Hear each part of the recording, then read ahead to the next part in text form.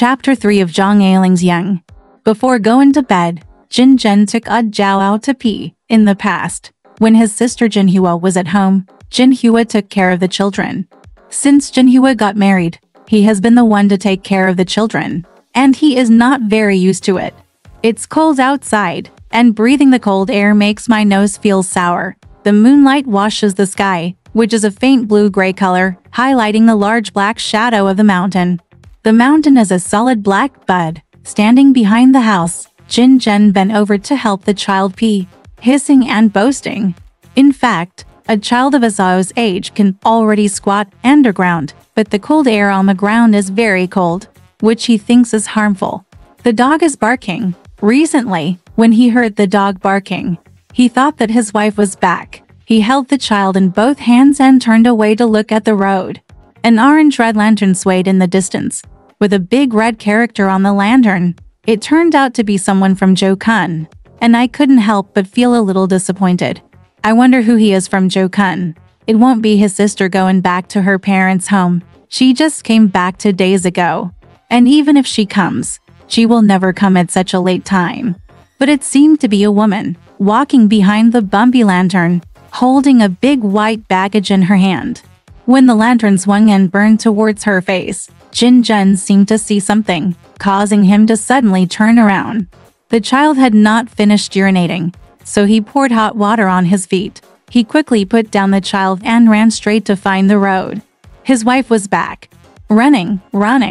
It was obvious that it was her, and he immediately slowed down. She also saw him and smiled at him from a distance. He shouted loudly, "I am still from Joe-kun first." It was almost dark when we reached Joe-kun, so I went to borrow a lantern from my sister, Yuxiang said. "Oh, did you go to their house? Did you see your sister?" "I saw it. Her mother-in-law was so polite and insisted on letting me stay for dinner. I'm really sorry." He walked beside her. The sock on one foot was wet, but now it has become cold, sticking to the instep, tightly grasping his instep. Fortunately, he had this strange feeling. Otherwise he would always be in a trance, suspicious. "Dream, have you seen your brother-in-law?" he asked. "My brother-in-law was not feeling well and was lying there. I didn't go into their house." "Why are you sick?" "It doesn't matter, right?" "How is my sister?" "She's good. She didn't feel unhappy. They hadn't seen each other in these years." When they met, he didn't greet her. Instead, he greeted his sister, whom he met often. She also knew that he had nothing to say. "Zhao is already asleep?" she asked in conversation. He yelled Zhao. The child refused to come, so he ran and pulled her over. "Hey, you've grown so big," Yuxiang said with a shy smile. She lowered the lantern and wanted to take a closer look, but Zhao just twisted around to avoid it. But the more she hid, the more Yuxiang shone the lantern in her face. The child was anxious, and with all her strength, she broke away from her father's hand and ran wildly home, thinking that her home was always safe. She passed through the blue-white courtyard in the moonlight. The long bamboo poles scattered on the ground in the yard, used for weaving baskets, were kicked by her and became bright and clear. The dogs in the neighborhood started barking more and more. "Be careful, don't fall," Yuxiang shouted and hurriedly followed her into the courtyard gate. It didn't look real in the moonlight, and the bamboo pole made a loud sound when she kicked it again. This large house with whitewashed walls was an ancestral property of the Tan family, and Jin Zhen was allocated a room and a half. The rooms immediately next door belonged to Mr. Tan's room. At this time, Aunt Tan shouted loudly from behind the window, "Jin Zhen, is Mrs. Jin Zhen back?" "Hey, it's me, Aunt," Yuxiang agreed. "Hello, Aunt. How are you, Uncle?" "Hey, I was thinking about you just now. I was telling the old man. What time is it today? Why aren't you back yet?" The oil lamp behind the paper window moves here and there, and the figures follow the shadow of the lamp. The old man coughed and choked, and the children woke up from their sleep and started crying. "Auntie, don't get up if you fall asleep," Yuxiang said. "I'll come to say hello to you tomorrow morning." "How is sister-in-law Jen?" His wife quickly agreed. "I'm fine, sister-in-law Jin Zhen. I'm not sleeping. I'm talking about you here, Antan shouted loudly. As he said this, he already put on his clothes, unbolted the door, and walked out. The old man also came out, holding a fire font in his hand. A bamboo basket contained 2 or 3 hot coals covered with ashes, and became an economical hand stove and foot stove. Come in and sit down, come in and sit down, Yuxiang said. Everyone came to Jinzhen, and Jin Yusao also came with the children. The room was packed with people and there was no room to sit down. But Antan forced Yuxiang to sit on the edge of the bed side by side with her. Hi, sister-in-law Jinzhen. She sighed with a smile. I keep saying here, why are you so cruel? I have been away for 3 years and haven't come back even once. And the child is so big. She stretched out her hand to pull A Zhao. A Zhao hid behind the white, flowered homespun curtain on the green ground, turned his face away, and held onto the bedpost with all his strength. Call Mom, Antan taught her. Mom, Jin Yusao pinched her throat and shouted, call Mom, A Zhao. The old woman patted A Zhao's fart. Look, look, how tall you have grown, he said in a reproachful tone, as if a naughty child had gotten into some trouble. Jinzhen stood in the shadows with a smile. He often had such a dream, dreaming that she was back. Just like this. The room was full of people, many familiar faces, and in the dim light, he felt a little dazed again, always feeling that they were dreams, and that he was the dreamer. Sometimes it seems like I am in it, and sometimes I am not. For example, sometimes when they were talking lively, he would interrupt and no one would hear what they said. Mr. Tan just sat there and smiled, picking the ashes in the basket with a bamboo chopstick. He only asked Yuxiang one sentence, and he did so with a straight face, raising his head slightly and looking at a place 1 foot away from her head. When did the ship arrive in town? Arrived at noon. After walking back from town for 40 miles, I must take a sip of water, Jinzhen thought. He walked to the stove. The fire had gone out, but there was still some hot water left in the pot. It was just enough for a bowl. He brought the bowl over and looked up to see a room full of people sitting under the dim yellow light.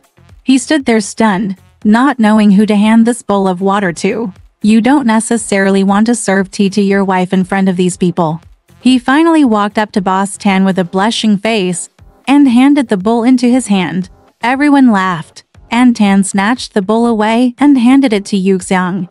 Yuxiang refused to take it, so she forced her to take it. Look at how thoughtful you are, Mrs. Jinzhen, she said. Everyone burst into laughter. Lianjin has a sister-in-law who always has a sad face and her eyes are 2 straight slits. Her smile was always a forced smile, but like now, when she smiled from the bottom of her heart, it seemed to be an ironic smile on her face. In fact, she had no intention of being ironic. The young couple have always been so good, and Tan said with a smile, so good that they wear the same pair of trousers. Oh, how pitiful. They haven't seen each other in these years. What a crime. Look at this lady, Yuxiang complained. I haven't seen her in these years, and she doesn't speak serious words when we meet her. Hey, you think I'm annoying. Let's go, old man. Don't just stay here and make people uncomfortable, and let them have a heart-to-heart talk. What are you talking about? We are an old married couple. And our children are already so old. Yuxiang held her tight. But Antan pretended to be pretentious and said again and again, Let's go, old man. You need to know how to behave yourself. Everyone laughed, and Jinzhen also laughed. At the same time, he helped Yuxiang try his best to stay. The guests finally stopped struggling, and the host pushed them back to their original seats. Once he sat down, he continued teasing. It's more like a wedding night quarrel, Jinzhen thought to himself. His wife did look a bit like a bride. She was sitting on the edge of the bed, with the floral curtain draped down in a herringbone pattern. She lowered her head slightly to avoid stubbing her hair. Under the light, her face was almost silver white, with a square face, a slightly frowning forehead, red lips, thick eyebrows, and eyes that seemed to be drawn with black ink. She reminded him of an unknown queen worshipped in a small, dilapidated temple. He remembered seeing such a statue, pink, white, and red, sitting with his head lowered in the gray and torn apricot yellow divine curtain. She was so beautiful that he hardly believed she was his wife. And sometimes he even beat her when he was drunk or lost money in gambling. Yuxiang mentioned the weather this year. She seems to be interrupting on purpose, Jin Zhen thought. Maybe she didn't want people to make fun of them, and didn't like to hear people say they were good friends. Suddenly he felt pain in his heart. It hasn't snowed yet this year, Yuxiang said. How is the countryside? Has it snowed? The rain is good this year, said Aunt Tan. The solar term has not come yet. I'm afraid that it will be bad if it blooms again in spring, Yuxiang said. The beginning of spring is early this year. I don't know why, but there was a short silence, and everyone looked embarrassed. Then Mr. Tan seemed to be protecting his shortcomings. It's good to have a good harvest next year, and there will be enough rain this year. There's too much rain, Yuxiang thought in her heart, but didn't say it out loud. She didn't understand why they were trying so hard to protect the weather and not let others belittle her, as if the weather was their son. Countryside people always complain about poverty, bad weather and bad harvests when they open their mouths. On the one hand, they are afraid of saying too much and attracting the jealousy of ghosts and gods. At the same time, they also do it out of self-defense to cope with the pressure from the government and landlords. Endless exploitation, whether it was the military police, tax collectors, or the masters who went to the countryside to collect rent, there was no one who did not have their thoughts in mind. So no matter who asks about their harvest, it is always right to cry about poverty. Over time, a habit developed, even in front of one's own people, and it became a pessimistic tradition.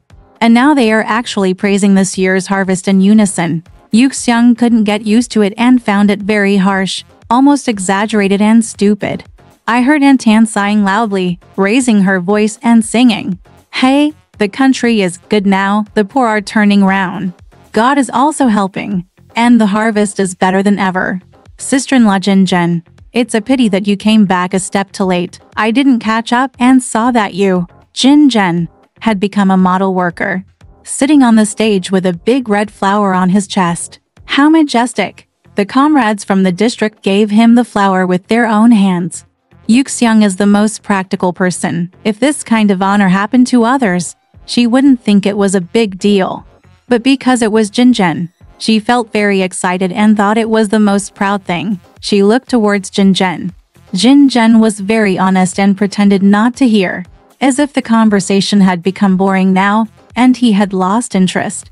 It's not that I'm saying good things about him now, Aunt Tan continued to chant. I've always been like our old man. If you don't believe me, ask him, I said. Among you 10 family, it's the child Jin Zhen who has a lot of potential. I didn't say that.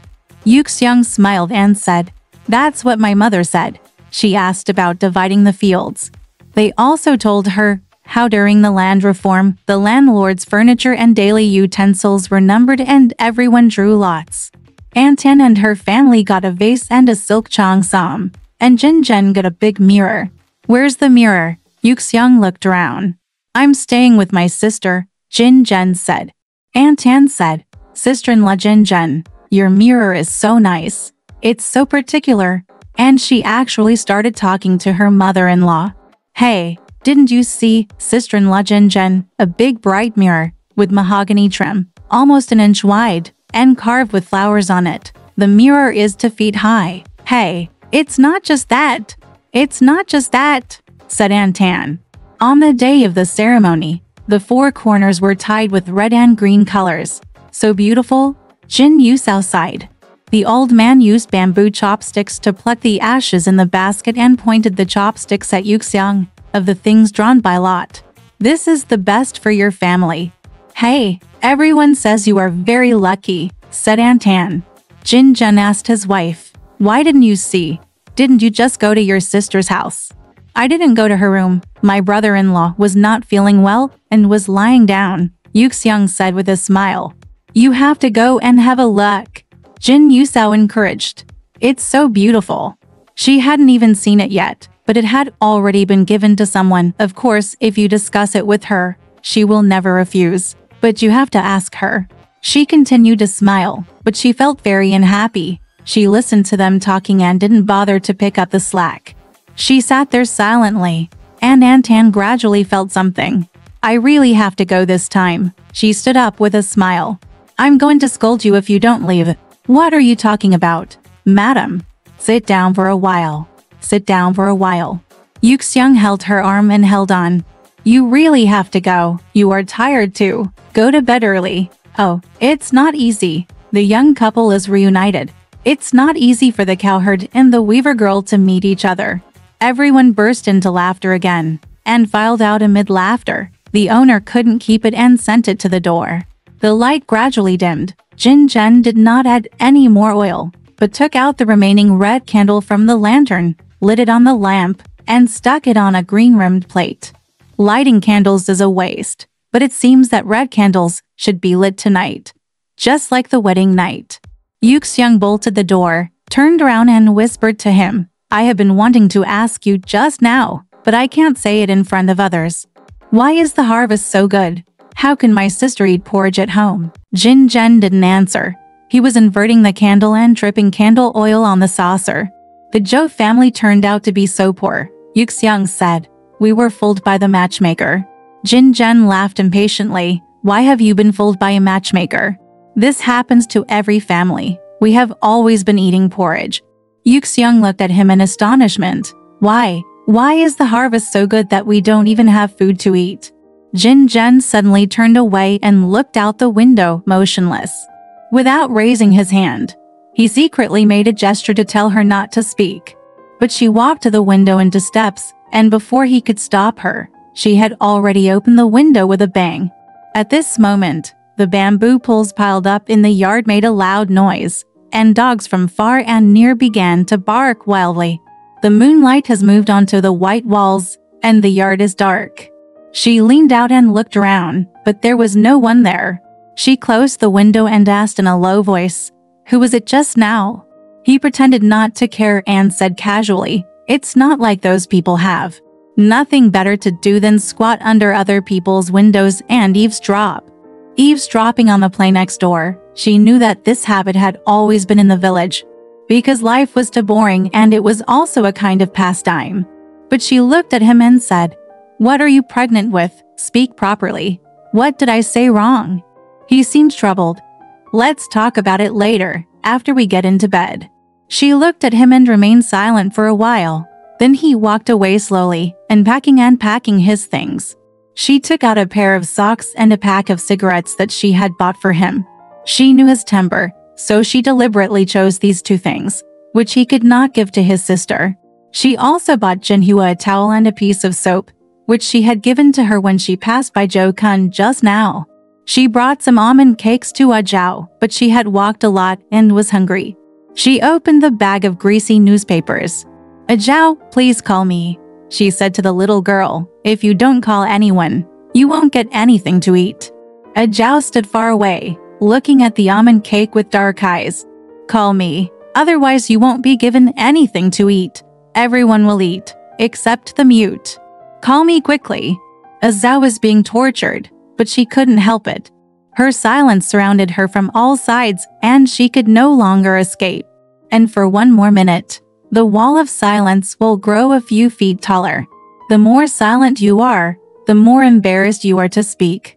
In the end, Yuxiang still said, Okay, don't cry. If you cry, I don't like you anymore. Both mother and daughter ate the cake, and Yuxiang handed another one to Jin Zhen. You eat, Jin Zhen said. I originally brought it for you to eat. Keep it for Zhao to eat. There's more, Yuxiang said. You eat.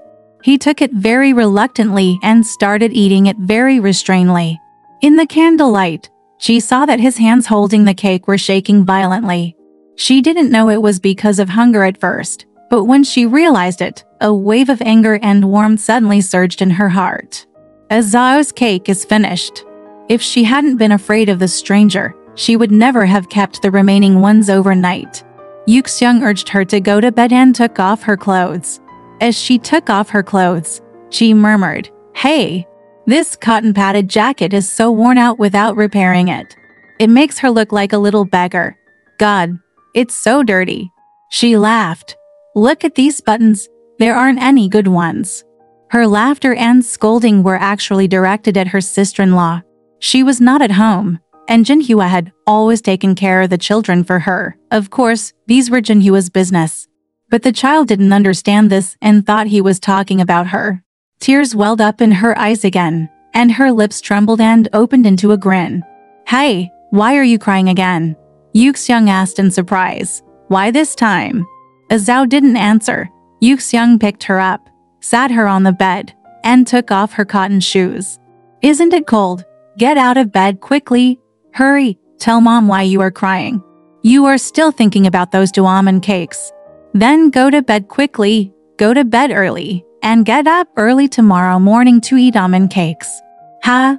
Yuxiang sat on the edge of the bed, spread out Zhao's clothes and covered them with the quilt. Jin Zhen came over and sat next to her. He stretched out his hand to twist the corners of her cotton-padded jacket and touch the material. It is a kind of woolen cloth, with small squares of lavender and gray intertwined, with red lines sandwiched between them. A smile seemed to form on his lips. Does he think the material is too fancy? Or is it too wasteful? It's hard to tell what's going on in his mind. Perhaps he didn't mean to disapprove at all, although his air seemed to suggest some disapproval. He put one hand under the hem of her cotton-padded jacket. She groaned, shrunk her body, and shouted, "It's so cold. It's cold. Why don't you sleep?" As he came closer, she put a hand on his head and stroked him slowly and hard. The hands were very rough, pressing on the short and hard hair piles on his shaved head, making a hissing sound. She whispered, "Everyone says that the country is better, the countryside is better. The city of Rui is so poor that most families can't afford to hire servants. The boss is not allowed to resign the servant. So our boss always tells me, now the countryside is great for you. If I were you, I would go back to the countryside to farm. Only now do I know that I was deceived." She regrets that she came back. Jing'an thought, "I just came back and I already regret it." She didn't think there was anything good about the two of them being together, unlike him who took it so seriously. He smiled and said slowly, "Yes, it's hard in the countryside now. Otherwise, I would have written to you to come back. I'm also afraid that you won't get used to it when you come back." "What do you mean by not getting used to it?" She suddenly became angry and her voice immediately became louder. "What kind of happy life do you think I am living in the city?" He remained silent. She originally had a lot to say, but after thinking that it was her first day back, she might not quarrel on the first day, so she held it back. She bent down, picked up one of Zhao's small cotton shoes, dusted it off, held it in her hand and looked at it over and over, lit by candlelight. "Did my sister do this?" she asked with a critical look. Her grandmother made it for her. "Oh," she thought with satisfaction, "I'm telling you, it doesn't look like his sister's needlework." "On the other hand," she said, "my mother's eyes are not bad. She can still make shoes. Tomorrow I will go back and see mom. If you don't rest tomorrow, let's go again later. It's another 30 miles round trip." Zhao suddenly shouted, "Dad, I want to go too." "You haven't fallen asleep yet," Jin Zhen said. Yuxiang turned around and pulled the quilt up for her, and sniffed her cheek again. "Go to sleep. If you don't obey me, I won't take you there tomorrow." But Zhao was so excited that he couldn't sleep for a long time. Those almond cakes seemed to have a kind of vitality. With them in the room, the air felt strange. Yuxiang clenched her fist and punched her knee twice. "My legs are so sore. I probably haven't walked much in the city in the past 2 years, so I can't walk anymore." "I knew you couldn't do it." Jin Zhen smiled happily. He was glad he had a chance to laugh at her. He also said that he would go to your mother's place tomorrow, and the round trip is dozens of miles away. She started to unbutton her clothes, then suddenly remembered and reached into her pocket. He took out his money and counted the money. He would like to know how much money she has left, but she won't tell and he won't ask. There won't be much left anyway, so she brings money home every month. He felt ashamed again. She counted again and again, as if the number was wrong. He didn't want to watch, so he suddenly stood up and walked away. She suddenly raised her head. "Ha, why are you opening the box at this time? It's midnight." There was a stack of boxes at the head of the bed. He took out a large piece of paper from the bottom of the box, spread it out on the bed, and smoothed it with his hands. He leaned on a corner of the table and looked down, waiting patiently for the money to be counted. Then he moved the land deed in front of her, smiled quietly, and said, "Look." The words on the paper were neatly written and covered with a huge medallion and seal. He recognized the numbers and showed her where his name was. They studied it carefully, their heads in the small circle of light of the candle. "She is very happy," he then explained to her. "This is our own field. Life is harder now because of the ambush. Just wait until the ambush is over. Suffering is temporary, and the fields are always there."